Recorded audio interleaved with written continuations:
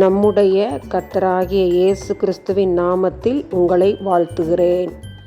இன்று ஆண்டவர் நமக்கு தரும் அற்புத வார்த்தை ஏசாயா 44:8.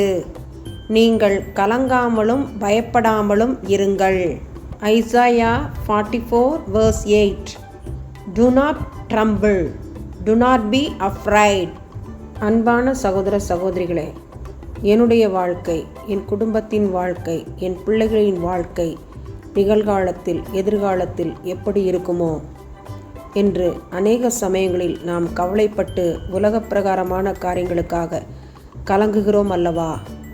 நாம் கலங்கவும் பயப்படவும் தேவையில்லை. நிலத்தில் வாழ்வனவோ நீரில் வாழ்வனவோ பூக்களோ கவலைப்பட்டு கலங்குவதே இல்லை. கர்த்தர் அவைகளை அருமையாய் போஷிக்கிறார். இன்று நம்மையும் அவர் கலங்க வேண்டாம் என்று கூறுகிறார். அவருடைய வசனத்தை விசுவாசிப்போம், அறிக்கையிடுவோம், பெற்றுக்கொள்வோம். ஆமன். பயப்படாதே, கலங்காதே என்று எங்களை ஆறுதல் படுத்துகிறவரே, மை ஸ்தோத்திரிக்கிறோம், துதிக்கிறோம், புகழுகிறோம், வணங்குகிறோம், மகிமைப்படுத்துகிறோம். எங்களை தாழ்த்தி இந்த நேரத்திலே ஒப்பு கொடுக்கிறோம். ஆசீர்வாதமான மழை தேவையான இடங்களில் மாத்திரம் பெய்ய, சேதம் எதுவும் ஏற்படுத்தாமல் இருக்க உம்முடைய பாதபடியை கெஞ்சி ஜெபிக்கிறோம் ஆண்டவரே.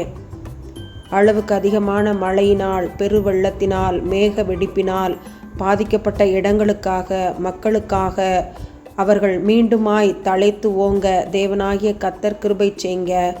விவசாயம் செழிக்க போதுமான அளவு மழையை மாத்திரம் நீர் தருவீராக. எங்களை மன்னியும் ஆண்டவரே.